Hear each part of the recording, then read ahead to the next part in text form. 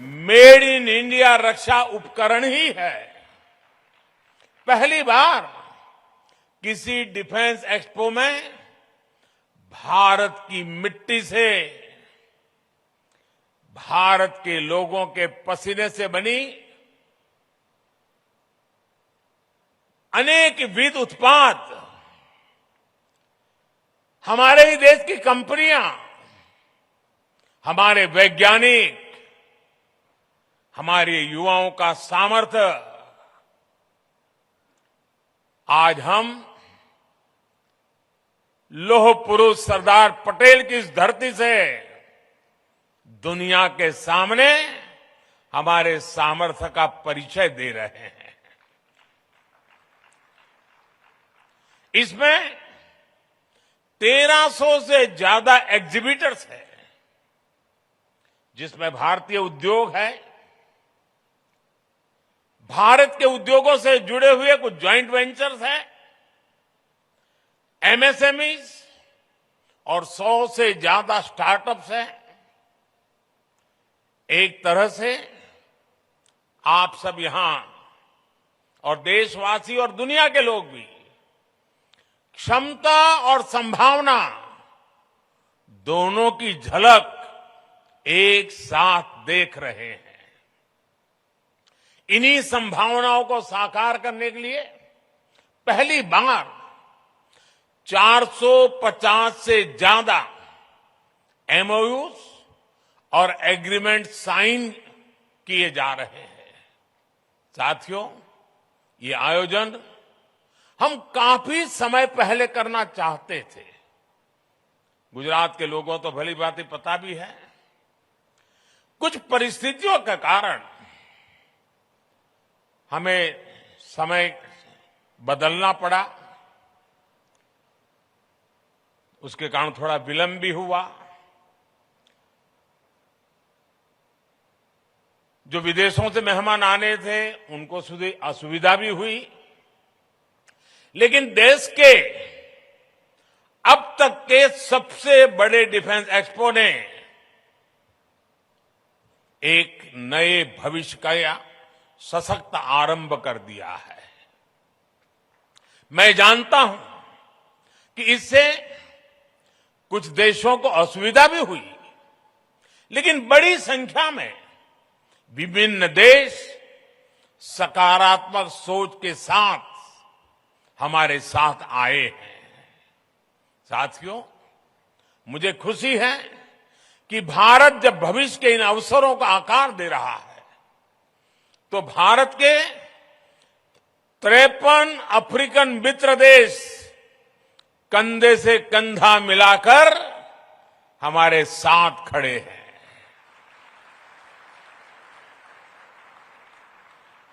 इस अवसर पर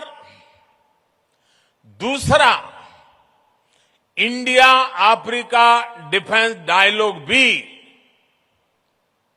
आरंभ होने जा रहा है। भारत और अफ्रीकन देशों के बीच ये मित्रता, ये संबंध उस पुराने विश्वास पर टिके हैं जो समय के साथ और मजबूत हो रहा है, नया आयाम छू रहा है। मैं अफ्रीका से आए अपने साथियों को बताना चाहता हूं कि आज आप गुजरात की जिस धरती पर आए हैं, उसका अफ्रीका के साथ बहुत पुराना और आत्मीय संबंध रहा है। अफ्रीका में जो पहली ट्रेन चली थी, उसके निर्माण कार्य में इसी गुजरात की कच्छ से लोग अफ्रीका गए थे और उन्होंने मुश्किल अवस्था में हमारे कामगारों ने जी जान से काम करके अफ्रीका में आधुनिक रेल, उसकी नींव रखने में बहुत बड़ी भूमिका निभाई थी। इतना ही नहीं, आज अफ्रीका में जाएंगे तो दुकान शब्द कॉमन है। ये दुकान शब्द गुजराती है। रोटी, भाजी, ये अफ्रीका के जनजीवन में जुड़ गए शब्द हैं। महात्मा गांधी जैसे वैश्विक नेता के लिए भी गुजरात अगर उनकी जन्मभूमि थी तो अफ्रीका उनकी पहली कर्मभूमि थी। अफ्रीका के प्रति आत्मीयता और ये अपनापन आज भी भारत की विदेश नीति के केंद्र में है। कोरोना काल में जब वैक्सीन को लेकर पूरी दुनिया चिंता में थी, तब भारत ने हमारे अफ्रीकन मित्र देशों को प्राथमिकता देते हुए वैक्सीन पहुंचाई। हमने हर जरूरत के समय दवाइयों से लेकर पीस मिशन तक अफ्रीका के साथ कंधे से कंधा मिलाकर चलने का प्रयास किया है। अब रक्षा क्षेत्र में हमारे बीच का सहयोग और समन्वय इन संबंधों को नई ऊंचाई देंगे। साथियों, इस आयोजन का एक महत्वपूर्ण आयाम इंडियन ओशन रीजन प्लस की डिफेंस मिनिस्टर्स कॉन्क्लेव भी है। इसमें हमारे 46 मित्र देश हिस्सा ले रहे हैं। आज अंतर्राष्ट्रीय सुरक्षा से लेकर वैश्विक व्यापार तक मैरीटाइम सिक्योरिटी एक ग्लोबल प्राथमिकता बनकर उभरा है। 2015 में मैंने मॉरिशस में security and growth for all in the region यानी सागर का विजन भी सामने रखा था। जैसा कि मैंने सिंगापुर में सांग्रीला डायलॉग में कहा था, इंडो पैसिफिक रीजन में अफ्रीकी तटों से लेकर अमेरिका का तक भारत का एंगेजमेंट इंक्लूसिव है। आज ग्लोबलाइजेशन के दौर में मर्चेंट नेवी की भूमिका का भी विस्तार हुआ है। दुनिया की भारत से अपेक्षाएं बड़ी हैं और मैं विश्व को विश्वास दिलाना चाहता हूं, आपकी अपेक्षाओं को पूरा करने के लिए भारत हर कोशिश प्रयास करता रहेगा। हम कभी पीछे नहीं हटेंगे। इसलिए ये डिफेंस एक्सपो भारत के प्रति वैश्विक विश्वास का प्रतीक भी है। इतने सारे देशों की उपस्थिति के जरिए विश्व का बहुत बड़ा सामर्थ्य गुजरात की धरती पर जुट रहा है। मैं इस आयोजन में भारत के सभी मित्र राष्ट्रों और उनके प्रतिनिधियों का हृदय से स्वागत करता हूं। मैं इस भव्य आयोजन के लिए गुजरात के लोगों और विशेष रूप से मुख्यमंत्री भूपेंद्र भाई पटेल, उनकी पूरी टीम का अभिनंदन करता हूं। देश और दुनिया में विकास को लेकर औद्योगिक सामर्थ्य उसे लेकर के गुजरात की जो पहचान है, आज इस डिफेंस एक्सपो से गुजरात की पहचान को चार चांद लग रहे हैं, एक नई ऊंचाई मिल रही है। आने वाले समय में गुजरात डिफेंस इंडस्ट्री का भी एक बड़ा केंद्र बनेगा। भारत की सुरक्षा और सामरिक सामर्थ्य में गुजरात का भी बहुत बड़ा योगदान देगा, ये मुझे पूरा विश्वास है। साथियों, मैं अभी स्क्रीन पे देख रहा था, डीसा के लोग उत्साह से भरे हुए थे, उमंग और उत्साह नजर आ रहा था। डीसा एयरफील्ड का निर्माण भी देश की सुरक्षा और उस क्षेत्र के विकास के लिए एक महत्वपूर्ण उपलब्धि है। डीसा अंतर्राष्ट्रीय सीमा से केवल 130 किलोमीटर दूर है। अगर हमारे फोर्सेस, विशेषकर हमारी वायुसेना दिशा में होगी तो हम पश्चिमी सीमा पर किसी भी दुस्साहस का और बेहतर ढंग से जवाब दे पाएंगे। ડીસાના ભાઈઓ બહેનો, તમને હું ગાંધીનગરથી અનેક અભિનંદન પાઠવું છું। હવે તો ડીસા વાસણનો બનાસકાંઠા પાટણ જિલ્લાનો સિતારો ચમકી રહ્યો છે। इस एयरफील्ड के लिए गुजरात की ओर से साल 2000 में ही ડીસા के ये जमीन दी गई थी। जब यहां मैं मुख्यमंत्री था तो मैं लगातार इसके निर्माण कार्य के लिए प्रयास करता था।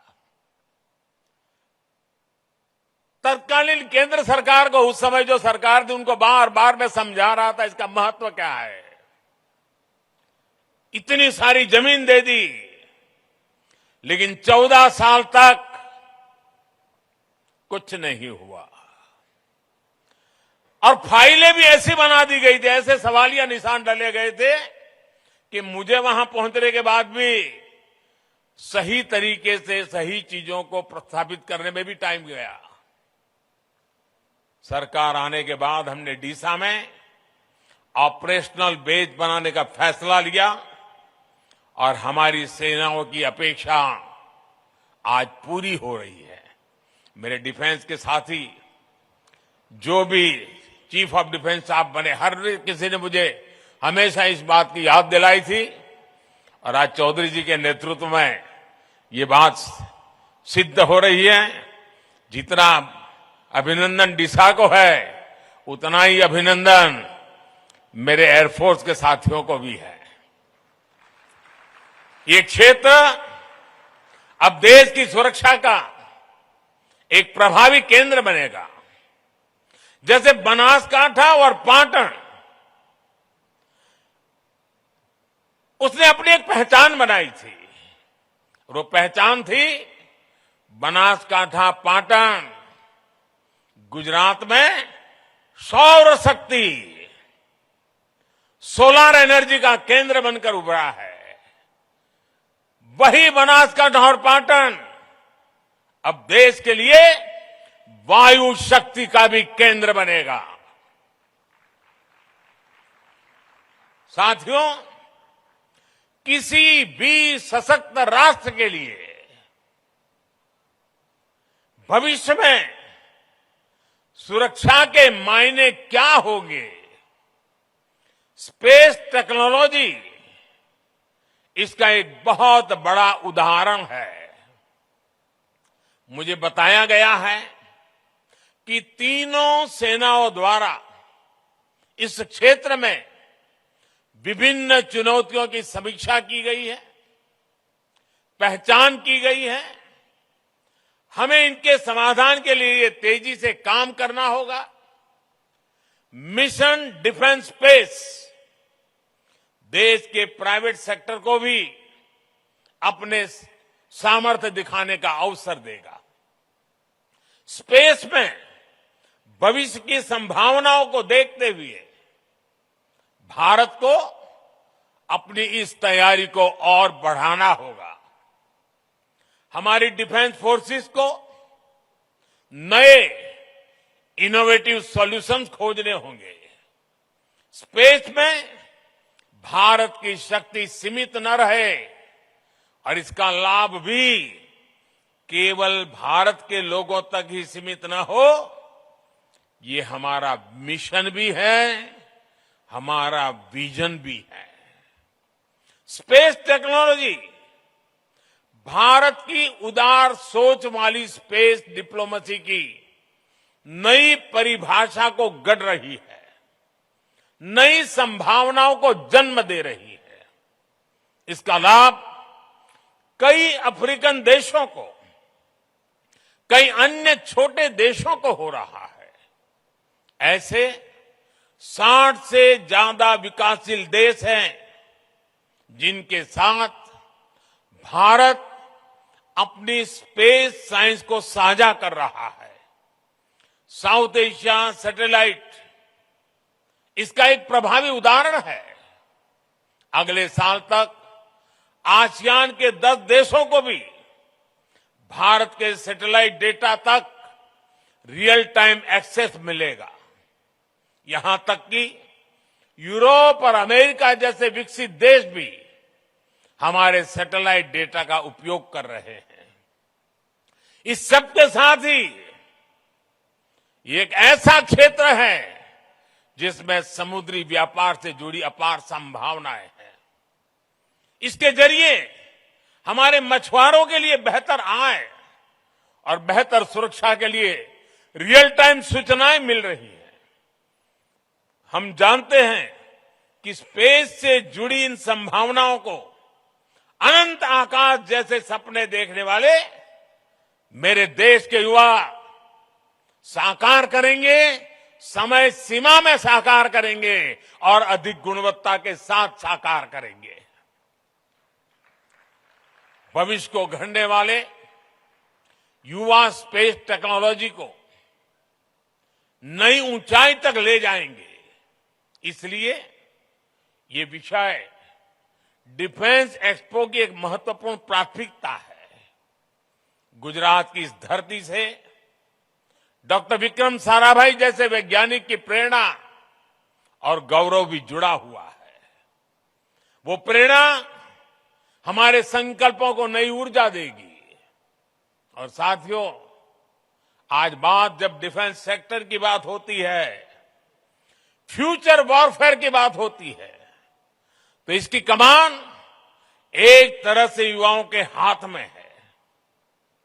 इसमें भारत के युवाओं को उनके इनोवेशन और रिसर्च की भूमिका बहुत बड़ी है। इसलिए ये डिफेंस एक्सपो भारत के युवाओं के लिए उनके फ्यूचर की विंडो की तरह है। साथियों, रक्षा क्षेत्र में भारत इंटेंट, इनोवेशन और इम्प्लीमेंटेशन के मंत्र पर आगे बढ़ रहा है। आज से 8 साल पहले तक भारत की पहचान दुनिया के सबसे बड़े डिफेंस इंपोर्टर के रूप में होती थी। हम दुनिया भर से माल खरीदते थे, लाते थे, पैसे देते रहते थे। लेकिन न्यू इंडिया ने इंटेंट दिखाया, इच्छा शक्ति दिखाई और मेक इन इंडिया आज रक्षा क्षेत्र की सक्सेस स्टोरी बन रहा है। पिछले 5 वर्षों में हमारा रक्षा निर्यात, हमारा डिफेंस एक्सपोर्ट 8 गुना बढ़ा है। दोस्तों, हम दुनिया के 75 से ज्यादा देशों को रक्षा सामग्री और उपकरण एक्सपोर्ट कर रहे हैं, निर्यात कर रहे हैं। 2021-22 में भारत का डिफेंस एक्सपोर्ट $1.59 बिलियन यानी करीब 13,000 करोड़ रुपए हो चुका है। और आने वाले समय में हमने इसे $5 बिलियन यानी 40,000 करोड़ रुपए तक पहुंचाने का लक्ष्य रखा है। ये निर्यात एक्सपोर्ट केवल कुछ उपकरणों तक सीमित नहीं है, केवल कुछ देशों तक सीमित नहीं है। भारतीय रक्षा कंपनियां आज ग्लोबल सप्लाई चेन का महत्वपूर्ण हिस्सा बन रही है। हम ग्लोबल स्टैंडर्ड के स्टेट ऑफ आर्ट उपकरणों की सप्लाई कर रहे हैं। आज एक और कई देश भारत के तेजस जैसे आधुनिक फाइटर जेट में दिलचस्पी दिखा रहे हैं, तो वहीं हमारी कंपनियां अमेरिका, इजरायल और इटली जैसे देशों को भी रक्षा उपकरणों के पार्ट सप्लाई कर रही है। साथियों, हर भारतीय को गर्व होता है जब वो सुनता है कि भारत में बनी ब्रह्मोस मिसाइल अपनी कैटेगरी में सबसे घातक और सबसे आधुनिक मानी जाती है। कई देशों के लिए ब्रह्मोस मिसाइल उनकी पसंदीदा चॉइस बनकर उभरी है। साथियों, भारत की टेक्नोलॉजी पर आज दुनिया भरोसा कर रही है क्योंकि भारत की सेनाओं ने उनकी क्षमताओं को साबित किया है। भारत की नौसेना ने आईएनएस विक्रांत जैसे अत्याधुनिक एयरक्राफ्ट कैरियर को अपने बेड़े में शामिल किया है। ये इंजीनियरिंग का विशाल और Virat masterpiece Cochin shipyard limited के स्वदेशी तकनीक से बनाया गया है। भारतीय वायुसेना ने मेक इन इंडिया के तहत बनाए गए प्रचंड लाइट कॉम्बैट हेलीकॉप्टर्स को शामिल किया है। इसी तरह हमारी थल सेना भी आज स्वदेशी तोपों से लेकर कॉम्बैट गन्स तक भारतीय कंपनियों से खरीद रही है। यहां गुजरात के हजीरा में बन रही मॉडर्न आर्टिलरी आज देश की सीमा की बढ़ा रही है। साथियों, देश को इस मुकाम तक लाने के लिए हमारी नीतियां, हमारे रिफॉर्म्स और ईज ऑफ डूइंग बिजनेस में बेहतरी की भी बड़ी भूमिका है। भारत ने अपने रक्षा खरीद बजट का 68% भारतीय कंपनियों के लिए निर्धारित किया, ईयरमार्क किया है। यानी जो टोटल बजट है उसमें से 68% भारत में बनी, भारत के लोगों के द्वारा बनी हुई चीजों को खरीदने के लिए हमने ईयरमार्क कर दिया है। ये बहुत बड़ा निर्णय है और ये निर्णय इसलिए हुआ है कि भारत की सेना को जो प्रगतिशील नेतृत्व मिला है उस सेना में बैठे हुए लोगों के हौसले के कारण ये निर्णय हो पा रहा है। ये राजनीति इच्छा शक्ति से होने वाले निर्णय नहीं है, ये निर्णय सैन्य की इच्छा शक्ति से होता है। और आज मुझे गर्व है कि मेरे पास ऐसे जवान हैं, मेरे सेना के ऐसे अफसर हैं कि ऐसे महत्वपूर्ण निर्णयों को वो आगे बढ़ा रहे हैं।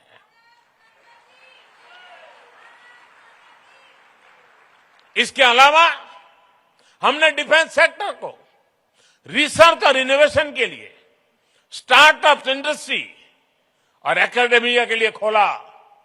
25% रिसर्च बजट हमने बाहर जो एकेडमिया है, नई पीढ़ी है, उनके हाथ में सुपुर्द करने का साहसपूर्ण निर्णय किया है। और मेरा भरोसा मेरे देश की युवा पीढ़ी में है। अगर भारत सरकार उनको 100 रुपया देगी, मुझे पक्का विश्वास है वो देश को 10,000 रुपया लौटा करके दे देंगे। ये मेरे देश की युवा पीढ़ी में था। मुझे खुशी है कि सरकार के प्रयासों के साथ ही हमारी सेनाओं ने भी आगे आकर ये तय किया है कि देश की रक्षा के लिए ज्यादा से ज्यादा साजो सामान वो देश के भीतर जो बना है उसी को खरीदेंगे। सेनाओं ने मिलकर कई उपकरणों की 2 लिस्ट भी तय की है। उन्होंने एक लिस्ट वो बनाई है जो सिर्फ देश में बनी हुई चीजों को खरीदा जाएगा, और कुछ लिस्ट ऐसी है कि जो अनिवार्य होगा तो बाहर से ली जाएगी। आज मुझे खुशी है, मुझे बताया गया आज कि उन्होंने उसमें 101 और चीजें नई आज जोड़ दी हैं जो सिर्फ भारत में बनी हुई चीजें ली जाएगी। ये निर्णय आत्मनिर्भर भारत के सामर्थ्य को भी दिखाते हैं और देश के जवानों का अपने देश के सैन्य साजो सामान को लेकर बढ़ रहे भरोसा का प्रतीक भी है। इस लिस्ट के बाद रक्षा क्षेत्र के ऐसे 411 साजो सामान और उपकरण होंगे जिन्हें भारत केवल मेक इन इंडिया के तहत खरीदेगा। आप कल्पना करिए, इतना बड़ा बजट भारतीय कंपनियों की नींव को कितना मजबूत करेगा, हमारे रिसर्च और इनोवेशन को कितनी बड़ी ताकत देगा, हमारे डिफेंस मैन्युफैक्चरिंग सेक्टर को कितनी बड़ी बुलंदी देगा और इसका कितना बड़ा फायदा मेरे देश की युवा पीढ़ी को होने वाला है।